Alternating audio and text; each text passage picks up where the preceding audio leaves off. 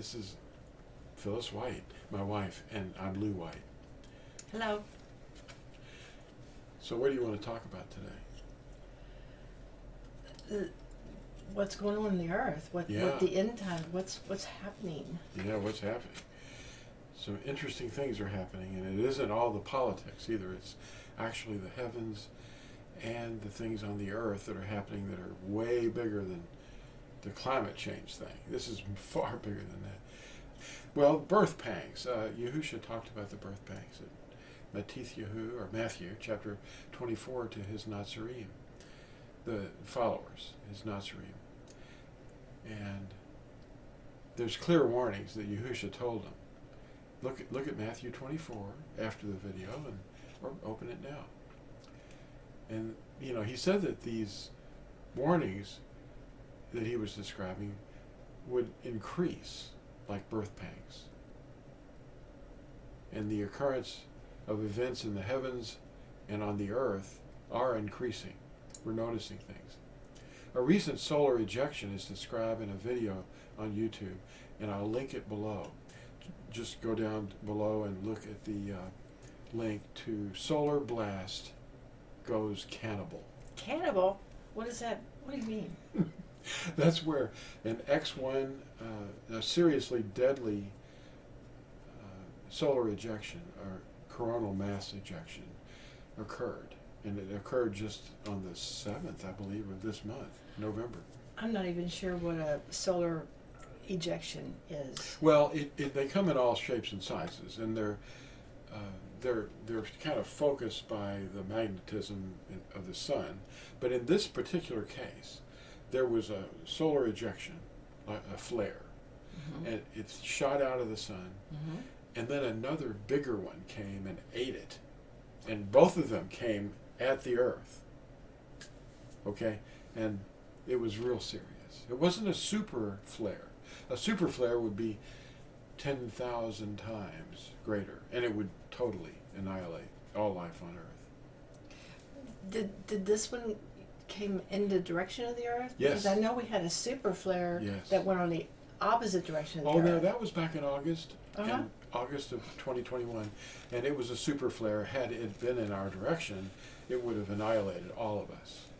And these things are becoming random, and these sunspots are where they often come out of. And the sun is getting more active.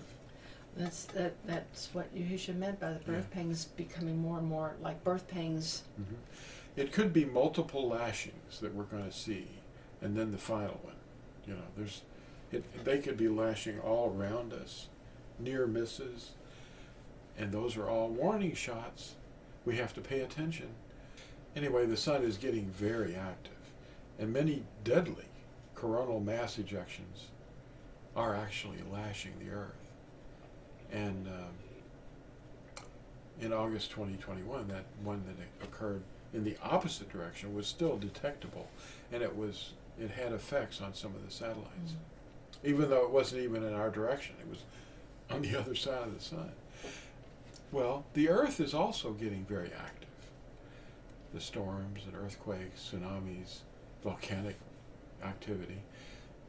But we should prepare for the Yellowstone supervolcano to unleash unprecedented distress to all nations. Events ahead will affect all life on earth. So it's time to wake up and get into the covenant with Yahuwah. Here it is, the Ten Commandments. This is the eternal covenant. Yashayahu, or Isaiah, chapter 24, describes. That's the reason he's coming to burn the earth. We're not talking about Hashatan burning the earth. We're talking about Yahuwah. To clarify, because they're not obeying his commandments. They have broken the covenant.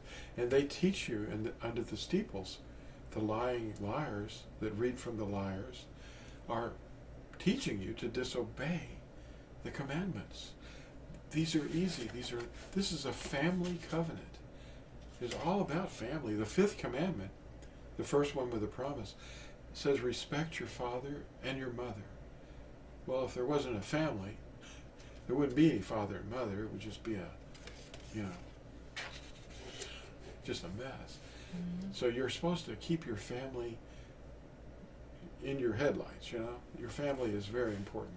And it's the strength of all nations. Since you're talking about family, can we mention a concern that many people have? I hear people call, and they're worried about their family. And isn't there a promise, or remind me of this, that because of you, your family will be saved? Paul was writing about that, and you don't know, but if your husband or your wife is an unbeliever and you stay with them, and your children are, they're covered for your sake.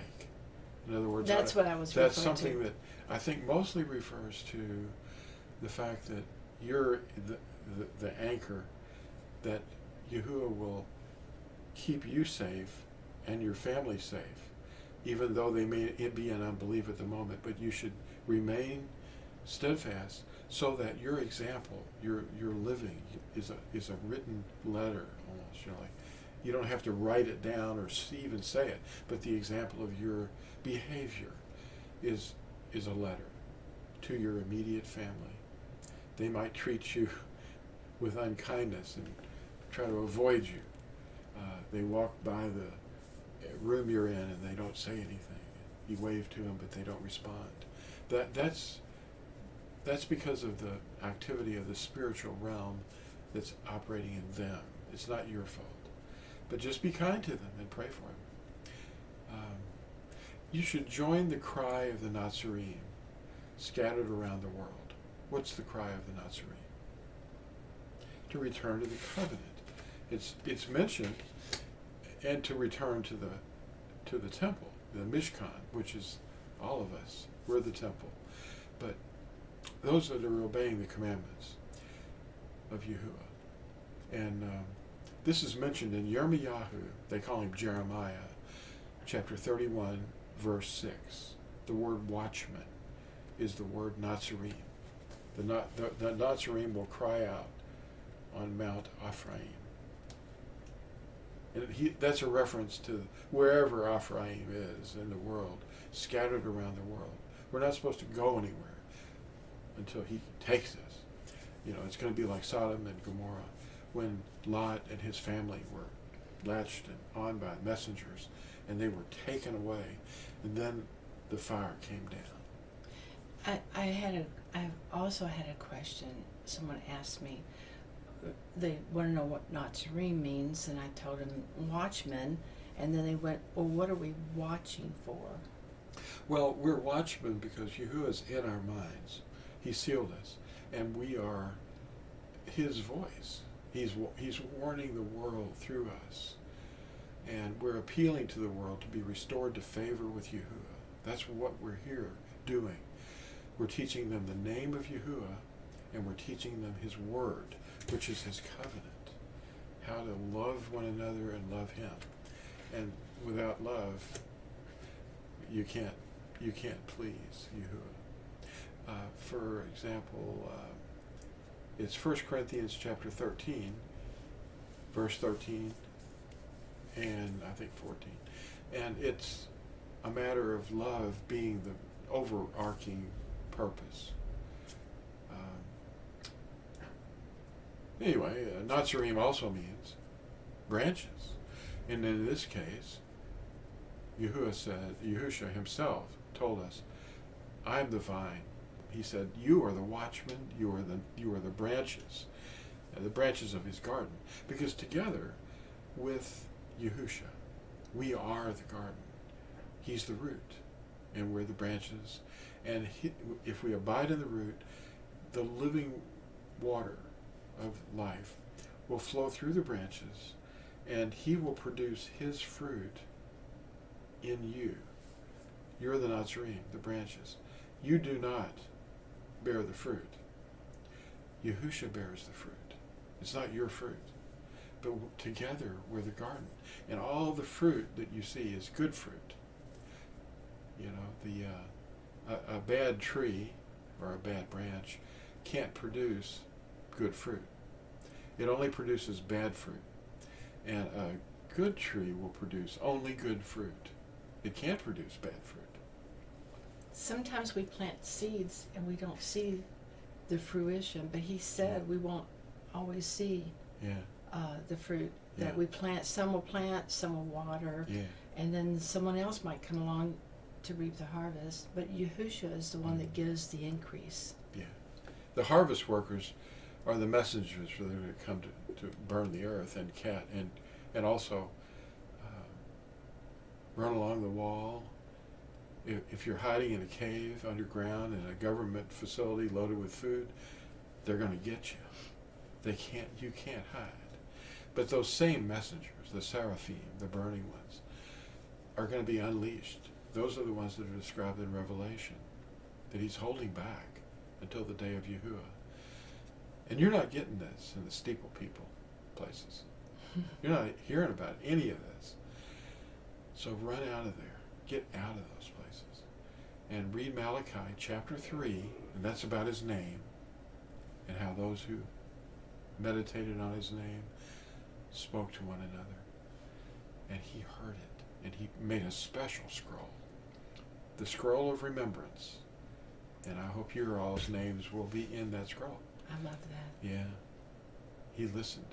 And then Malachi 4, the messenger's message, that's what Malachi means, my messenger. He refers to Psalm 91 and the burning of the earth. And it's not going to be the rapture the Christians have been telling about. It's going to be about you're standing there, sealed as his property, his bride. You're bearing his name in your mind because you know his name. That's what the Psalm 91 says. You will not even stub your toe. And the people around you will be screaming and burning. 10,000 at your right hand. Well, any other comments or questions? Well, we don't have to fear the little immediacies of day-to-day living when he can protect you from that. He certainly can protect you from your little immediacies. Yeah, you'll be changed in the twinkling of an eye when these things happen. And just remember, Yahusha's got this. Yeah, he's not going to be surprised. Yeah. Anyway, this is your climate change. It's really coming. This article that we had in the last video, Dan and I discussed this.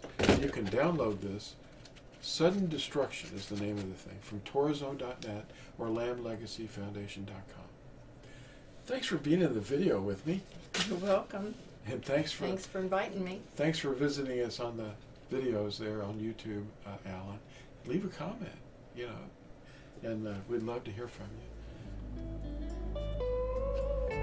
Bye-bye.